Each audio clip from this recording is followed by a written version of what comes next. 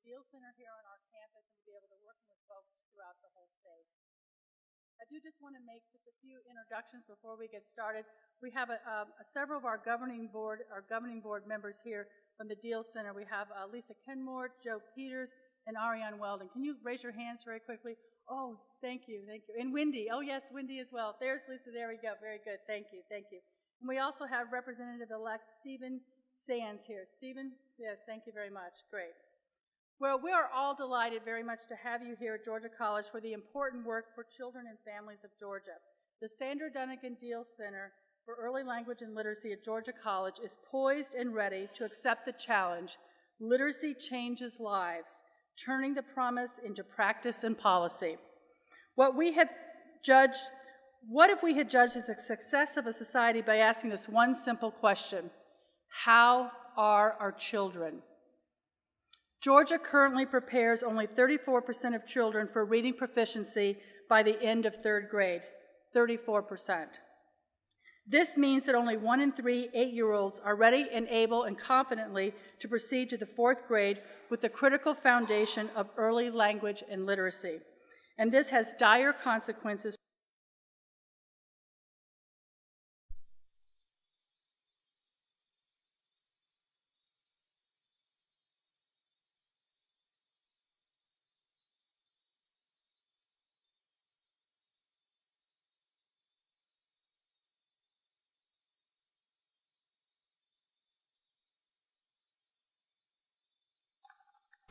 And beyond. What we do by using our strength, expertise in research, collaboration, and professional development and mentorship. At the Deal Center, we educate the adults to educate better. Why? Because our realm of influence can be so much greater by collaboratively working with teachers, librarians, daycare workers, hospital employees, and court judges to effect change with all children and infants they touch. We work at transforming the workforce that touches and interacts with children and infants so that our impact can really make a difference. And this is what you all are doing today and in your work that you do back at your workplaces. Why do we do this? Because you know, that literacy changes lives. And reaching this goal is vitally important, but it is also a shared responsibility. And we understand that to create systematic change, it requires collective impact with cross-sector collaboration. And this is why the Deal Center for Early Language and Literacy was created, to improve the early language and literacy skills of Georgia's children by providing research-based professional development for organizations working with children from birth to age 8. For the next 2 days, we have 2 very wonderfully packed days for you to engage, learn, and turn the promise into practice and policy. A diversity of keynote speakers will address the larger group on very specific topics related to early language and literacy development. Participants then will delve deeper into the topic in audience-specific breakout groups to discuss further the impact on the topic, on particular age groups, and job roles. That's for today. Tomorrow, what you'll be doing is really focused on turning the knowledge that you got during the first day today into practice and policy, and begins with words from the Governor and First Lady Deal. Participants will have the opportunity to brainstorm innovative community-based approaches for addressing early language and literacy approaches and development, and hear from and share with state leaders in this area. The day will culminate with a legislative panel to present updates and respond to questions from the audience. I now want to take the time just to thank each and every one of you for attending the summit, taking time out of your work time, coming here, spending a couple days with us to be able to really bring your expertise to this summit. You as community and state agency leaders, legislators, teachers, educators, and nonprofit leaders have the vision, the knowledge, and the wherewithal and experience to help us pave our way into the future. You are truly our greatest asset today and tomorrow, and we could not accomplish what we do without your support and leadership. So I want to thank you all for being here today. Some of you were here last year. Those of you that were here at our inaugural summit, could you raise your hand? got a few returners. Excellent, wonderful, wonderful, great.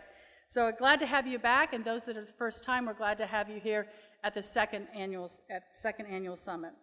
Throughout the summit, this is what I ask for you to do. I ask that you stay engaged, think proactively, and help us shape the future of Georgia's children.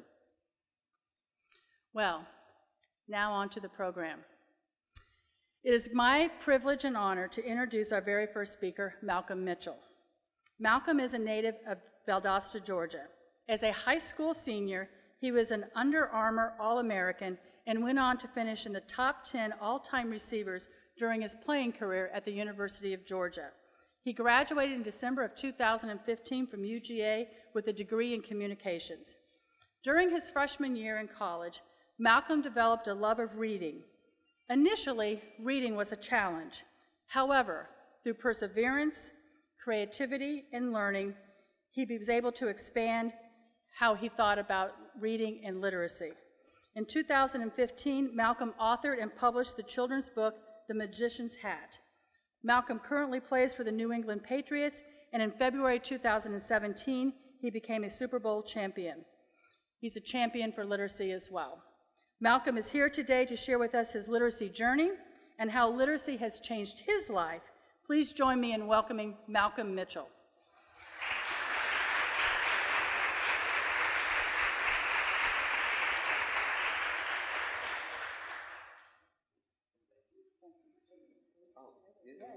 Right out here? No, I'm coming down closer. Yeah, you come down closer. Good, good.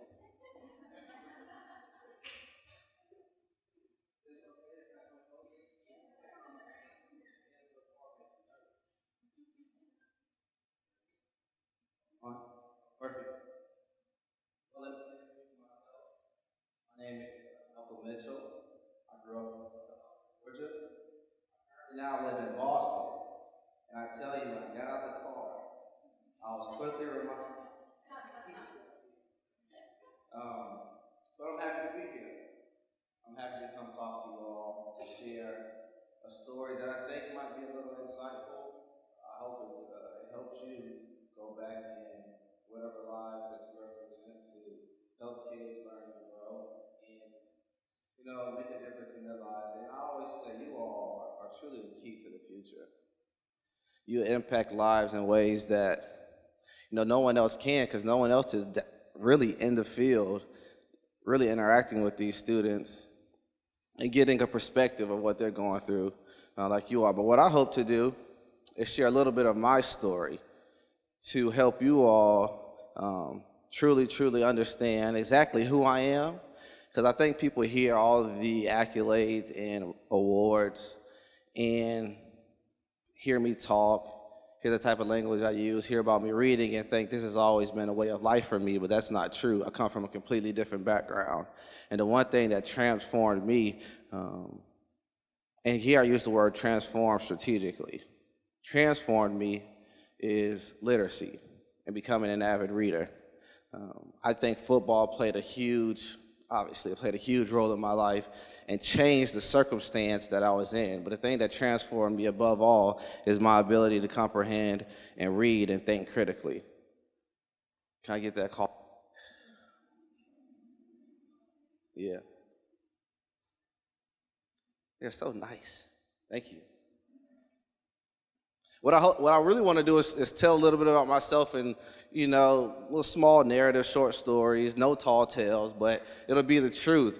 And some of it will be very personal information that might make me a little bit emotional because I have to go back and flashback and re-enter those experiences to try to share with you. But I think in order to truly appreciate what reading has truly done for me, I want you to really hear where I came from, or hear the experiences that I went through. Is that okay? Okay. Promise no one judges me. I was born 1993, Valdosta, Georgia, in Adel, Georgia, actually. I learned that probably like 10 years ago. I had to go get my birth certificate for something. So I was born in Adel, Georgia, and the first person I ever remember seeing is my mother. It was 14 years later that I first saw my father. But at that point in life, having a dad was like having that second pair of shoes as a kid for me. It's like you love to have that second pair, but if you don't, it'll be okay. In an environment that I grew up in, it wasn't a really big deal. It was more of a surprise to have your father than to not. But shortly after that, my mom got into a temporary marriage. We briefly moved to Tampa, Florida. And we would periodically come back and forth from Valdosta, Georgia, where her family lived, and we visit my grandmother. Don't forget about my grandmother. She played a huge role in my life. And from time to time, we go back and forth, and I'll never forget the first time I was hungry. I was sleeping in my grandmother's bed in her small house, 805 Ponderosa Drive, I'll never forget. And I was sleeping in her bed, and I was hungry. So I found a pack of Toms. But it looked like Sweet Tarts as a kid.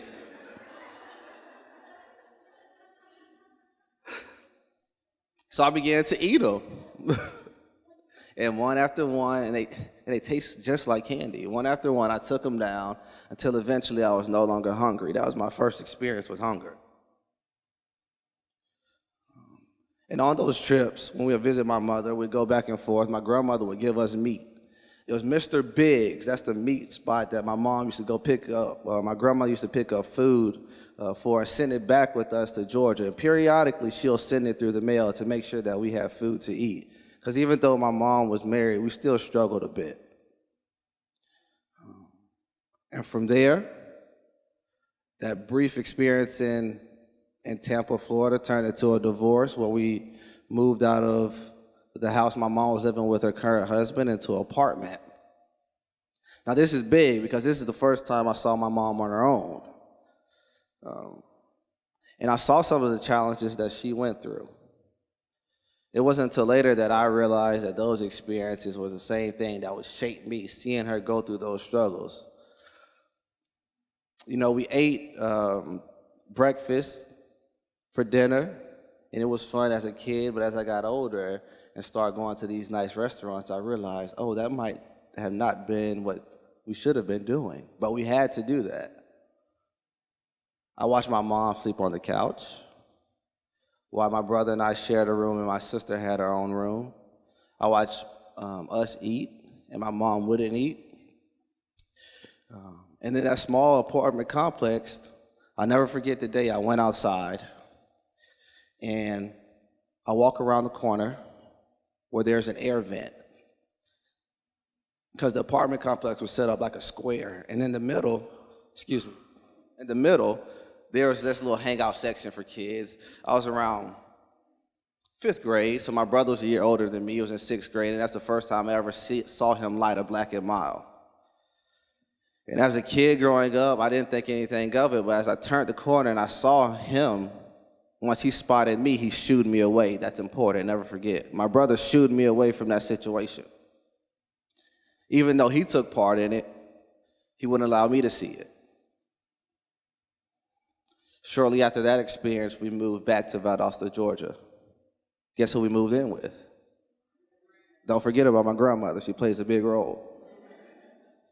We moved back in my grandmother's house. There's 3 rooms. She's living there. My uncle was living there. And now there's 4 bodies that's going to accompany the 3rd room. There's 1 bathroom. My brother slept on the couch. My mom and sister shared a bed. I slept on an air mattress. It was that way for about 3 years. But what's most important is when I was in 6th grade, as soon as we got to Valdosta, Georgia, my mom took me to try out for the football team. Now, in Tampa, I started playing football, but I only played because my brother was playing. Don't forget about my brother. He plays a big role. I saw how people gravitated towards him because he was really good. My brother was the type of athlete that he just woke up in the morning and played. He didn't have to practice. He didn't have to sweat, struggle. He just got up in the morning and went out and played.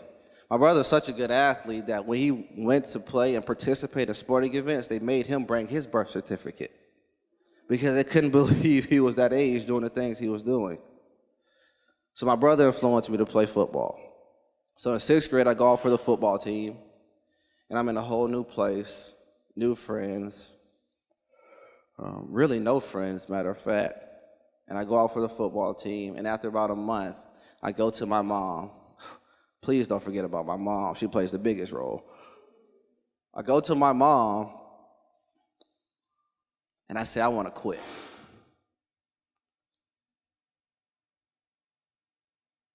Said, this is not going well. You know, in Florida, I had a little bit of success. My brother was really popular around town for his ability, so that just made people look at me differently.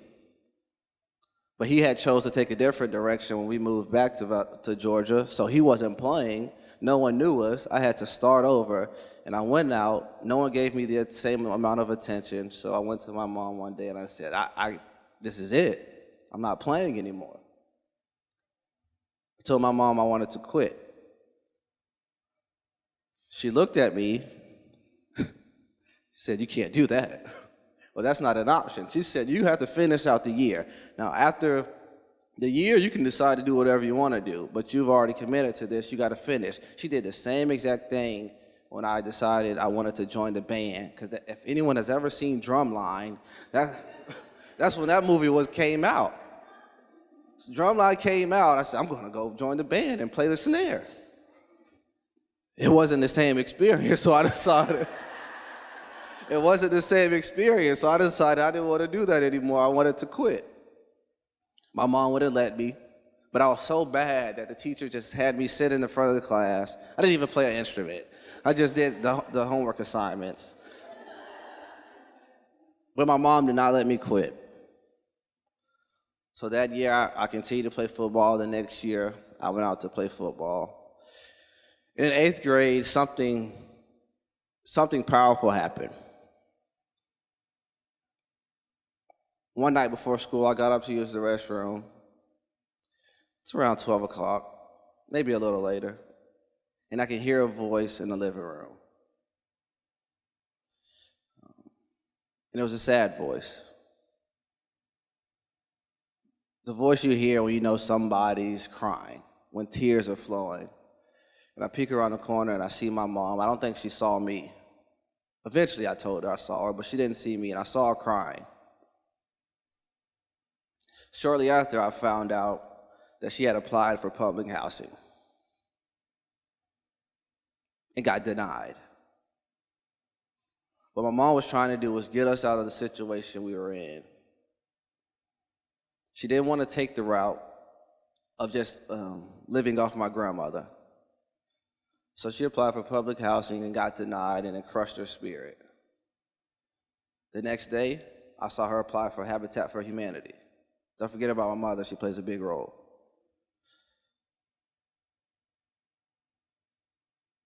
She applied for Habitat Humanity and got it. That's another big moment in my life. Because just like I saw her sacrificing to make sure we eat and she didn't, it's the same way I saw her get denied something and get back up. 9th grade. This is where I became a true adolescent. 9th grade, I made a decision to stop playing football forever. It was no longer fun. My brother wasn't playing anymore. Peer pressure took over, and all the outside noises began to enter my mind. I decided after football season I'd no longer play anymore, and I'd pursue the worst ways possible of trying to become financially stable. I was quickly stopped before that ever began, because in 9th grade I decided to participate in senior skip day.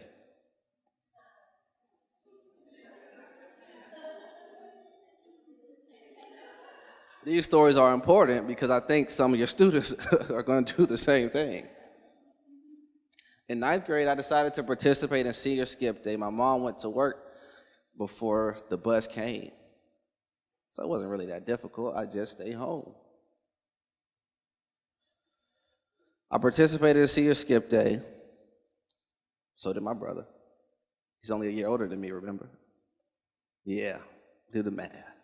He wasn't a senior either, but I participated in senior skip day, started hanging out with some friends. Now, I was fresh around this age, so there was a girl who skipped with me, but I had to go pick her up. I didn't have a car. A senior let me borrow their car to pick them up. This story is important. A senior gave me their car to go pick her up. I didn't have a driver's license, and that was my first time driving a vehicle.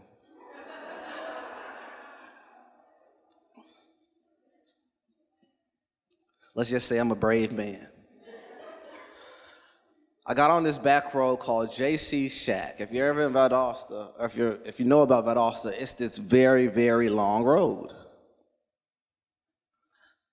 Now I'm driving, and I get to the road pretty successfully.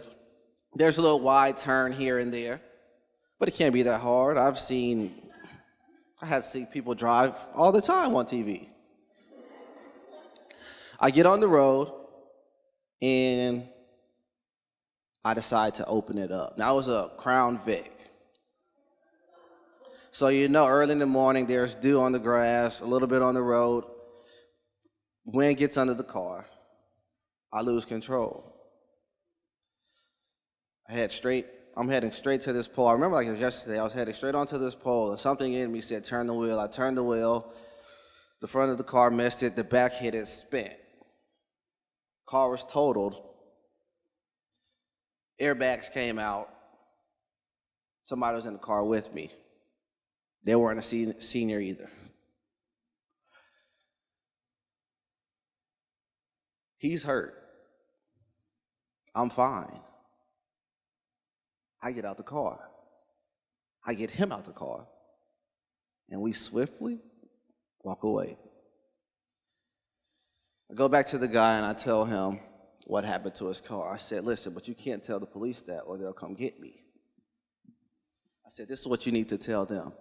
Tell them you got in an accident, one of your friends got hurt, you wanted to take them somewhere so you feel safe. Not to the hospital because then they'll check. Just say you want to take him to a house to make sure he was okay and you came back to get your car. Well, he goes to them and tells them a different story. Tells them someone stole his vehicle. Well, now they got to find the thief. That's the first time I ever spent time away from my mom. I spent a month in a youth detention center in ninth grade. My mom came and saw me every week. Don't forget about my mom. She plays an important role. In 10th grade, I didn't do anything. I didn't play football, barely went to school, and that was a tough time. But one day when I was at weights, lifting weights, I hurt something in my knee. Don't forget about an injury, because they play an important role. Hurt something in my knee, I had surgery, I sat out, I had to sit home for a week. My mom stayed with me for a week. And during that time, she didn't say much, but when I would cry, she'd tell me to suck it up. When I'd say I was in pain, she'll tell me I gotta find a way to get through it. And at that moment, I began to look at my situation, the life that I was living, and my mom's life, and I decided she deserved more. I had no idea how I'd get there, but I wanted my mom to deserve more. I wanted her to have more. So in 11th grade, I went back out for football. I played a season. University of Georgia called. I played it. University of Florida called. Alabama called. You name it. Every school called. My senior year, it was more of the same. I go to the University of Georgia. I have a successful freshman season. What could go wrong? I tell you all those stories because once I got to the University of Georgia, when none of that stuff was around anymore, it still had an influence on me. Because the same visions, the same messages that my mom was sending followed me there. I always saw her trying to be the best she could be. My brother never willingly let me participate in any of the activities that he partook in.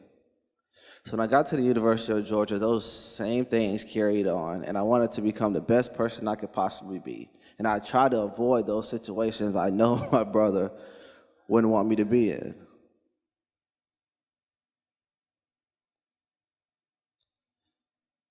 So when I was sitting in class one day, and a student began to read, it was English 1102. She began to read, and I heard her reading, and it sounded like poetry. It sounded like music. And I asked myself the question, could I do the same? I answered it by telling myself the truth. I said no. But I ignored it. I was a freshman All-American. But while I was watching the movie, titled Kill Bill, periodically they'd start speaking in different languages, which made captions pop up. You got to read the captions.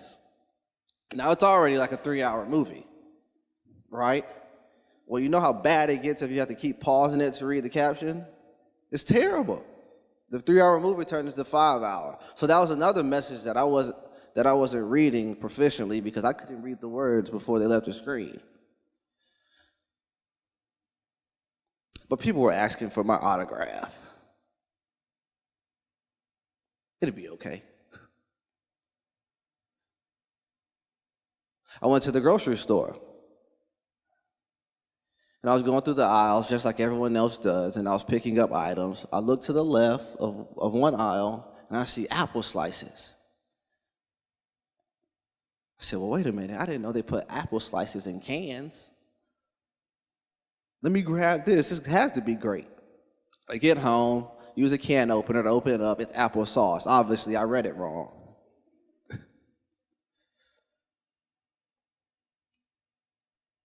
But it's okay. One of my friends just went to the NFL, and I know I'm better than him.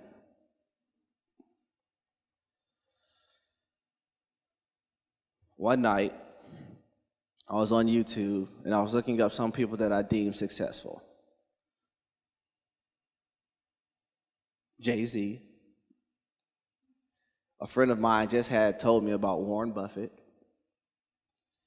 And that's when the iPhone and iTunes became extremely popular, so I started loving Steve Jobs. And I watched these interviews of these people on YouTube at some of the most outrageous times, like 2 a.m. in the morning. And I was supposed to be getting ready for class the next day. But I'll be watching these interviews, and I promise you, every interview that I watched, because you know you get on YouTube, you just keep clicking. Every interview that I watched, can you guess the number one thing that was the same throughout every interview? A book. So I told myself at that moment that if I wanted to be successful like these people, they're all talking about books. So I need to introduce a book into my life. The first book that I heard, Curtis Jackson, 50 Cent. First book he mentioned was The 48 Laws of Power, written by Robert Greene. I go to Barnes & Noble the next day and I pick it up. Man, I'm about to be successful like these guys. Now, what I consider success then is different than what I consider success now.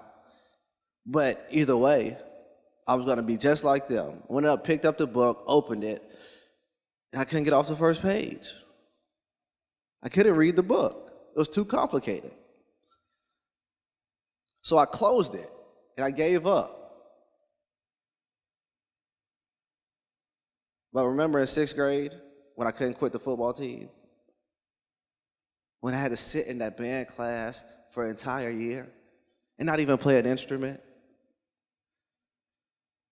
When I saw my mom get denied public housing only to go after something bigger and achieve it, same thing carried over. So I closed the book, gave up. The next day, I went and picked up the giving tree. Said, I have to figure this out because I have to be the best I could possibly be.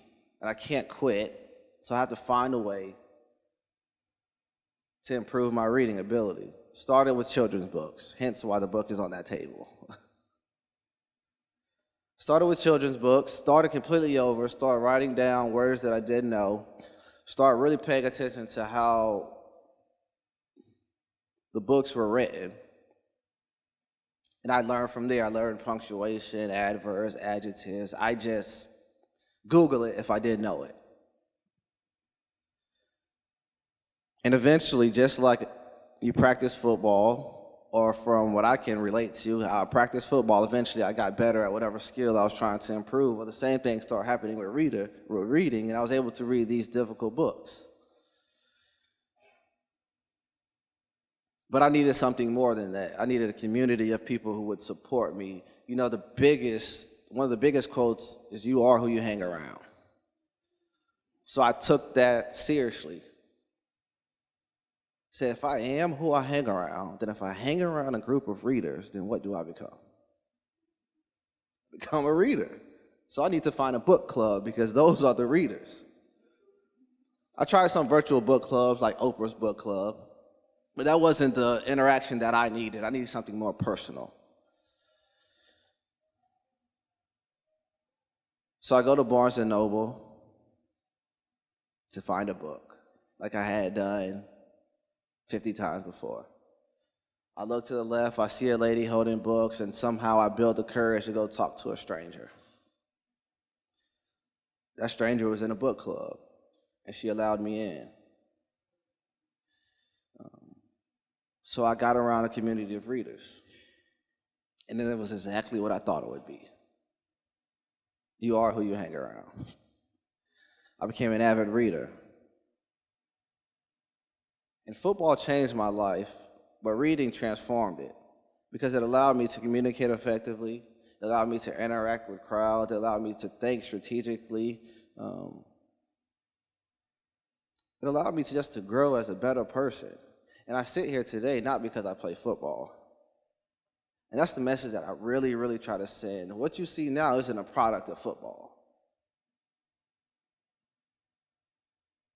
Now I was just blessed with that ability. But what you see is a product of reading. That book is a product of reading. Me wanting to be a writer is a product of reading. Me wanting to be a better person is a product of reading. And a lot of other different things. But the number one thing that truly changed and transformed the way I view the world is reading. So that told me reading is the key to success. Reading is the key to looking beyond whatever situation that I'm placed in. Reading is the key to think bigger, to grow, to give myself the best opportunities, to take advantage of every opportunity that comes my way.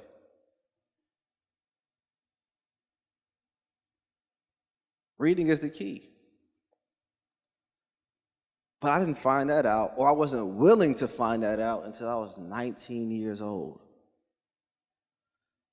And the only reason that I was still granted that opportunity at 19, and the way I was, because I had football. My SAT score didn't have to be that high. Relatively speaking, I'm just being honest. I didn't have to make straight A's. I think I remember because I put it on my wall. Every day, once I found out the requirements to get into college, I wrote it down on a sheet of paper and nailed it to the wall. I think it was between math and reading on SAT, I needed an 850, and I needed a 2.5 GPA. Now you compare that to somebody that does not have a football scholarship. It's a completely different story. By the way, I had a 3.5 in 9 something by the time I left high school. But I express it that way because when I began to reflect and think about not just myself, but everybody that I grew up with, everybody that I encountered, all the kids in the world, I said, well, I want them to succeed too. But if they never pick up reading, their chances of doing that is drastically lower than somebody that does. So I decided I wanted to help in that area. So the Magician's Hat was actually created to help inspire kids to embrace reading. Because I think reading is the way to it all.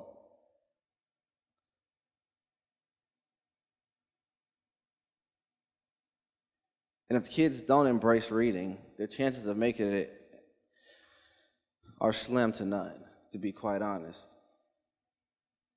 Because I think the most important thing in life is to truly get the best out of yourself. And I'm a full believer that you can't do that if you don't read. There's no way you can possibly get the most out of life if you cannot read efficiently. You have a shot. Now, I'm not saying you can't do great. I know a lot of people who do great. I believe that I would have probably still made it to the NFL. Honestly. But just because I play football in the NFL doesn't mean that's the best I can possibly be. That's just something that I accomplished. And we're not defined by what we do. I try to tell kids and people all the time that, yes, football is great, but me scoring a touchdown is going to help you how? Besides get you excited for those 10 minutes until somebody else scores one, then you're excited for them.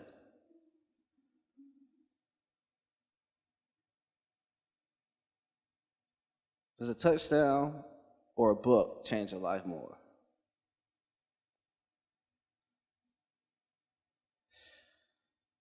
My mission in life is to try to help as many kids as I possibly can. Because I know through my life experiences that with reading, everything can change.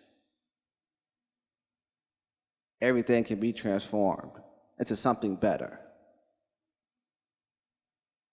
And it's not a guess, it's not an assumption, it's not a hypothesis or whatever words you want to use. It's what I've experienced. It's what I know through personal experience. And I think flashing back and looking at my life in certain ways helps me truly understand the role that reading did play. And that's why I wanted to tell you about those things. Because if you look back, or if you go back to where I'm from, yes, you might see football player, but you'd never see children's book author. You ask me how I got there, I tell you from reading books.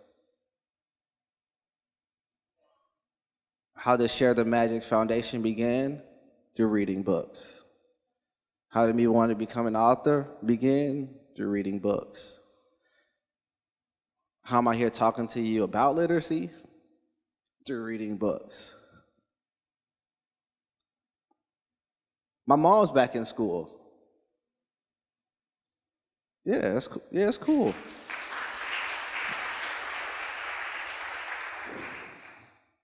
Now my mom calls me to talk about reading books. My brother called me about reading books. When my sister wants a book recommendation, she calls me about reading books. It's truly transforming to truly watch what reading can do for one if they truly embrace it.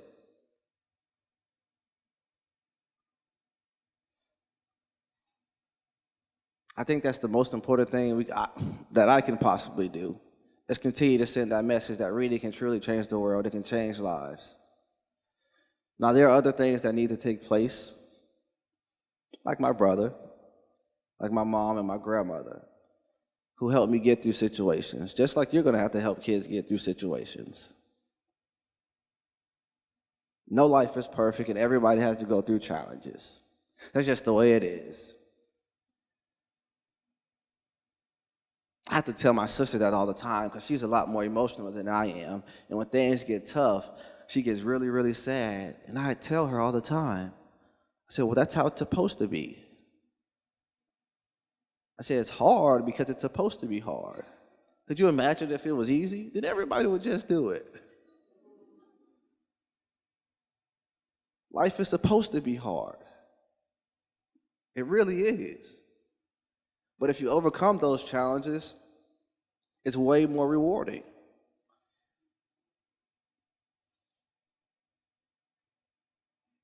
I think the best way to overcome any challenges is to look inside yourself and challenge what you truly, why you believe what you believe and who you really are. And I think reading does that, because there's one thing you can't do when you read a book. It's hard to lie to yourself. If you ask me a question about anything, I can get defensive. I can protect myself. But when I read a book and I ask myself a question, I'm not going to protect myself against myself. I have to really look within and tell myself the truth of what I really see. And I know as kids read, they probably can't understand that right now, or they don't grasp that process. But as they get older, I promise you they will.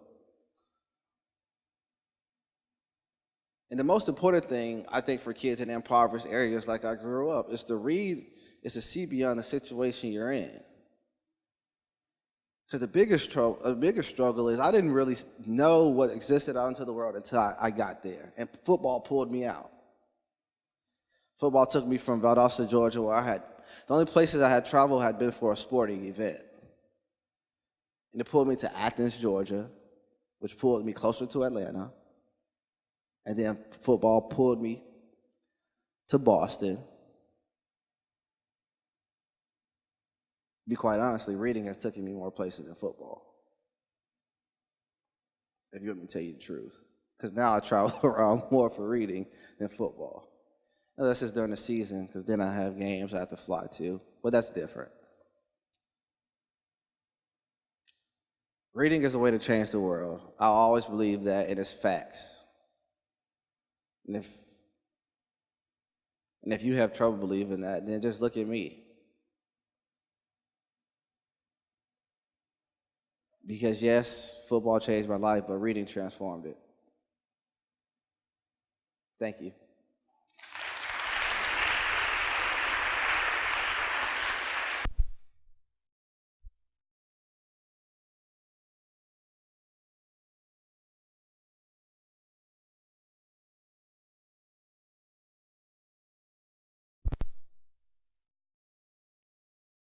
Okay.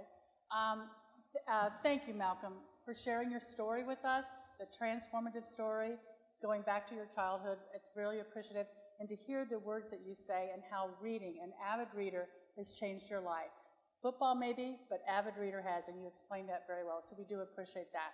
Now, if you will you join Ariane Weldon for a porchside chat? So if you'll go up there and join Ariane, that would be great.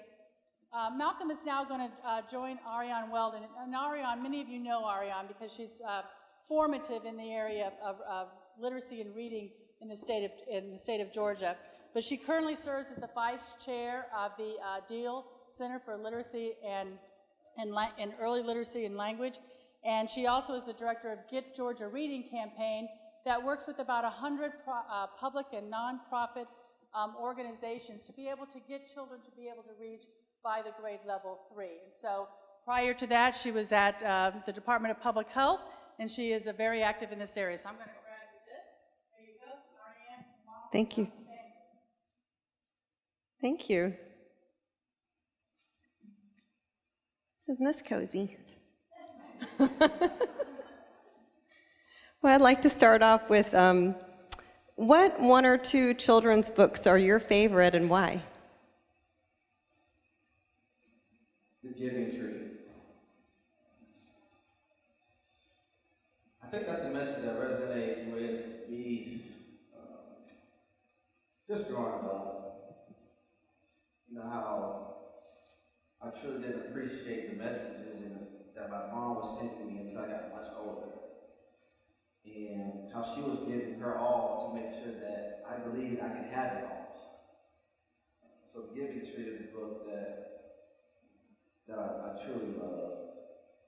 And the second one would be Magician's Hat. No, I'm kidding. Second would be a book called ! Written by Amy Krauss Rosenthal. I sat in the Barnes & Noble in Athens, Georgia, and I read her book. And after reading that book, it inspired me to write my own. She has passed away, I think last year, but her book is truly, truly impactful. It's simple, but it's really impactful. So if you haven't read it, I suggest that you try it out. That'll be my next book. That actually leads me to my next question. What inspired you to go from reading books to writing your own, and where did the idea for The Magician's Hat come from? I had been reading so many books at one point of time, and it just gave me a ton of ideas. From reading, it encouraged me to write, honestly. And I'm trying to think how I came up with the story. Now, if you read the story, it's kind of self-explanatory.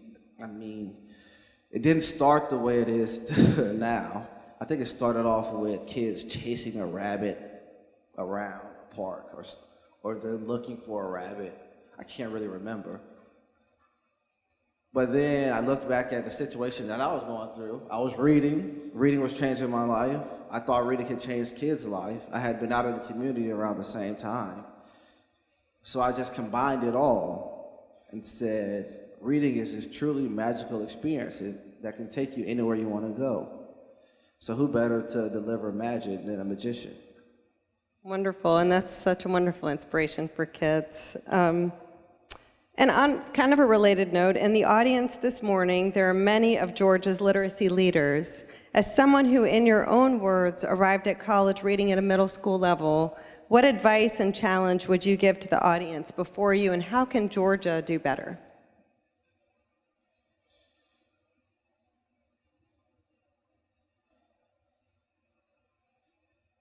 I think the toughest thing for me in school was understanding the importance of reading. Because there are a million different visuals of people doing other things outside of reading that equate it to success versus reading. You know, on TV, you can see a million different things. Now you have reality TV. Reality TV wasn't as popular when I was growing up as it is now. I mean, I'm not old, but, you know, you didn't have The Bachelor. You didn't have Housewives. You had maybe like Flavor of Love, you know, and that was probably it. But as soon as I began to associate reading with success, when I was watching those YouTube channels of people I thought were successful, it encouraged me to pick up a book, because then I saw reading as being an avenue to achieving goals. Now, it takes more time than other things, but as soon as I was able to make that connection, then reading began to be very important, because I didn't want not reading to stop me from reaching the goals that I wanted to achieve. So I think I had great teachers. I had one teacher specifically that encouraged me a ton. But if someone would have sat me down and said, this is how reading can help you get where you want to be, I think I would have been more likely to pick up a book and try earlier. That is a wonderful message for this audience. I think there's a lot we can do to take that back. So how does being a Super Bowl winning football player compare to your work as a national reading advocate and author?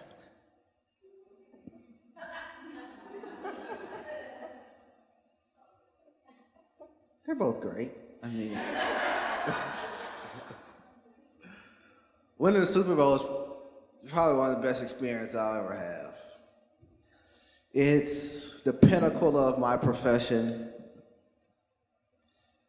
It's like climbing Mount Everest, you know? But I will say, changing lives happens way more by me being an advocate for literacy versus a football player. Being a football player changes my family's life.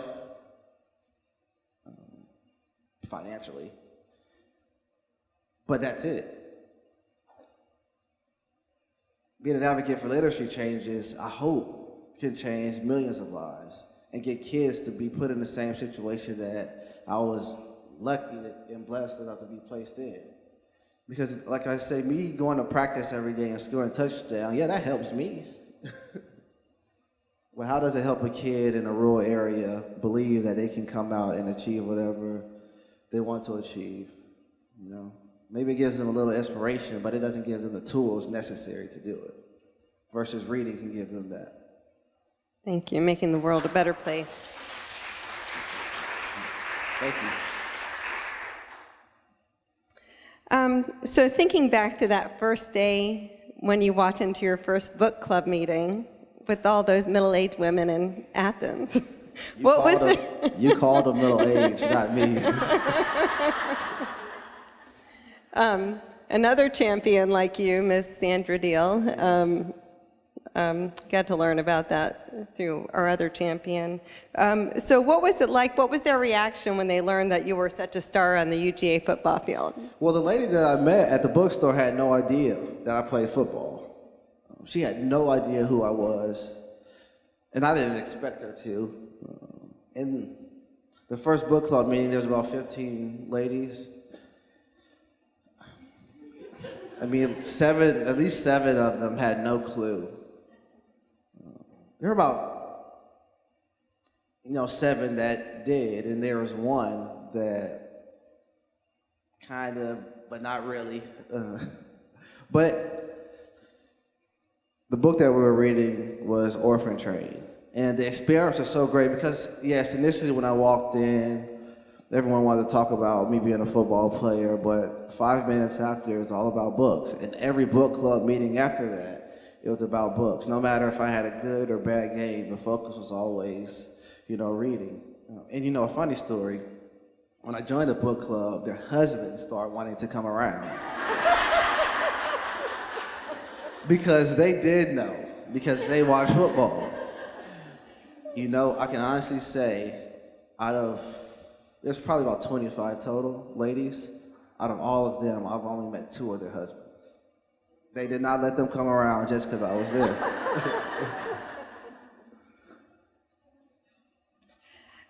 So I just have a couple more questions. So what do you feel called to ensure that all children have books at home? I think the experiences that I went through as a kid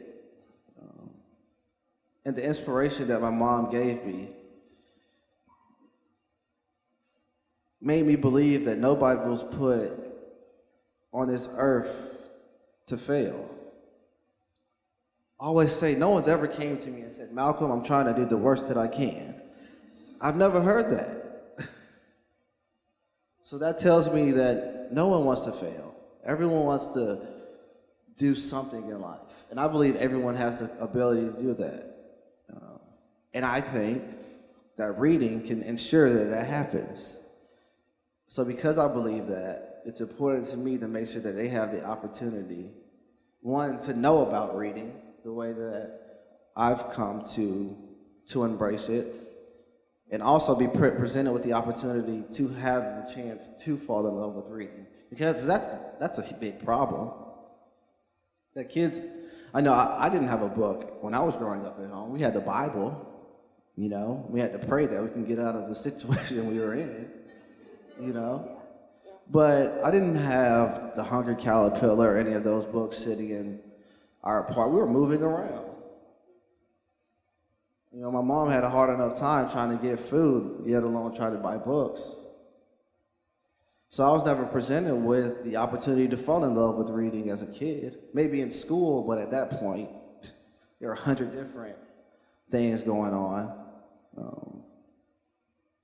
So that's why I try to really bring this inspirational message when I go visit schools or when we have virtual reading initiatives on social media. To try to truly introduce reading in a way that kids can accept it and understand that it can be something that enriches their life. And finally, on that note, when you think back to your visits in schools and visiting with kids, Are there any kids who stand out to you and inspire you to keep going, and what could you tell us about them?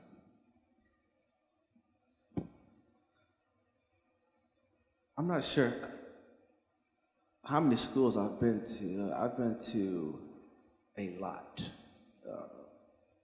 I started visiting schools maybe 3 or 4 years ago when I was back in college.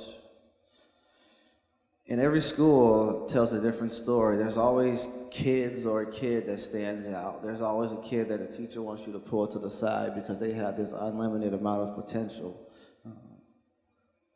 But truly, when I go to a school, I hand them the book and let them know it's theirs, and they embrace it, they hug it, they say thank you. Some kids have even told me that now they'll start reading, or I'm an inspiration, or they look up to me.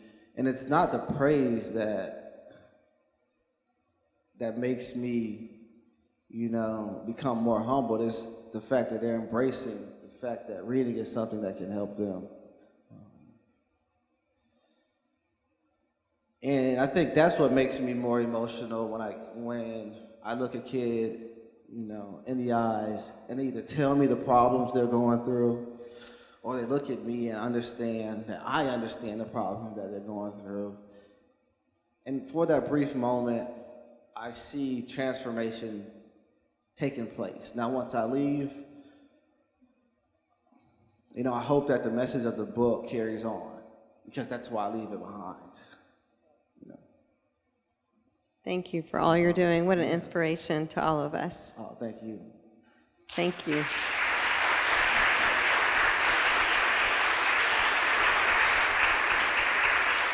Thank you, Malcolm. Do we have, what's next? I don't want to interrupt. Oh, so the kids in this community are very lucky because there's going to be a reading rally that Malcolm's going to be visiting. So, is there time for like a Q&A? I like it when people ask me questions.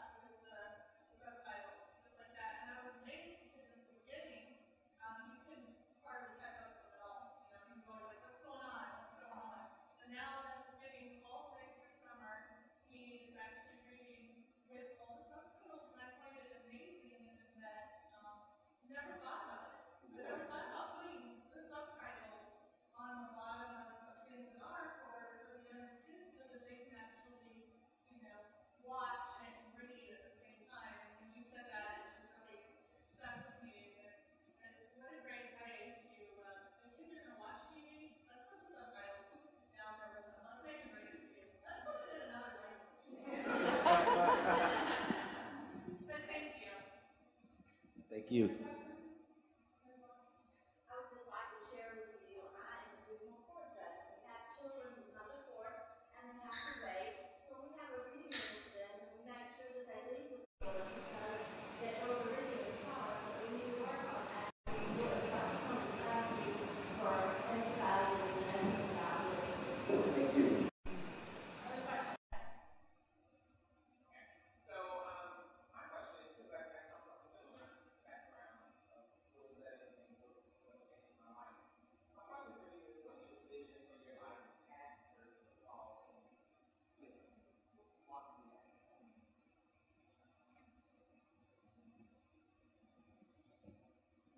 I think the decisions that I'm making today is based on that. Even though I'm playing football, that doesn't stop me from continuing to be the person that I want to be. The biggest struggle is, in every community, I'm a different individual depending on what I'm doing. But I've really worked hard at trying to see myself as the same person regardless of how other people see me. So I can't answer your question, but I'll answer is what am I doing now as to who I am versus, because I don't like the idea of starting something new when I'm done playing football, because I don't know why I would have to. Well, I don't know why I can't do it now. So the things that I'm doing now that I think will carry on even when I'm done playing football is I will continue to write. I'll continue to be an advocate for literacy. I love to create, so something in a creative space.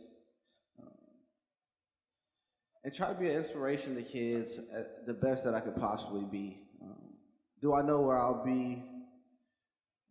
I really don't know. But I know the things that will be the same for me. The things that will be the same is reading, writing, and speaking about literacy.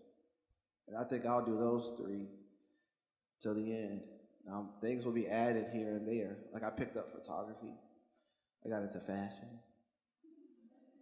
So things will be added along the way, but those three will be concrete for sure.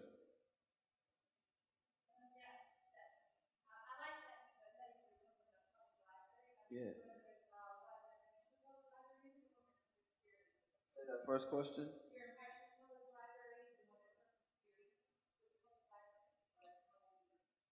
My first experience with the public library, we didn't have a computer in my home. So when my mom went to register, you know what? It was when I had to take college prep classes. And we had to go to the library for me to do it when I was in 10th grade because we didn't have a computer at home. So my first experience with the library was in that format. My next experience at a library was actually in Boston Athenaeum in Boston.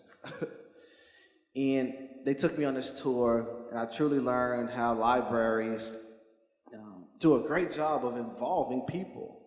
You don't hear a ton about it, but libraries really are a great place for kids to be surrounded by books, to pick up different books, find out what they like. And I actually have done a couple programs at libraries where I go talk. So in my next book, there'll be a library and a bookstore, because those two places are where I've had these life-changing events. So my take on libraries is the same as the book club. You embrace yourself and surround yourself by books, you'll pick up one.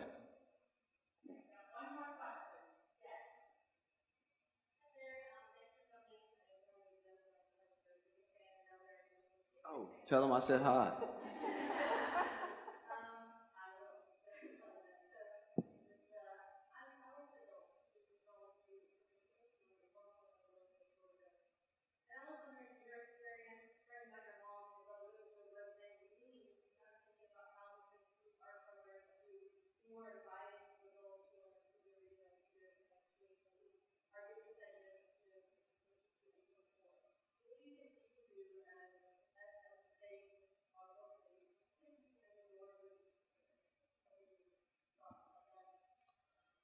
I always go back to the same thing when it talks about engaging people. And it's the same thing I do when I go to schools to talk to kids. Like, I'll never wear a suit when I go to a school. Matter of fact, when I go to the school, I have to go to the bathroom and change pants.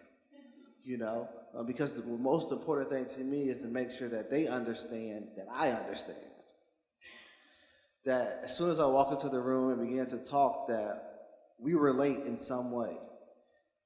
And I think the thing that made my mom and brother start picking up books is that they can relate to me. So if they see the impact that it's making in my life, they want to make the change also. And the same thing is why I start picking up books, because it was delivered in a way that made me believe that it could help me be better than I was. Now, I don't have your job. I didn't go to school for the same thing you went to school for.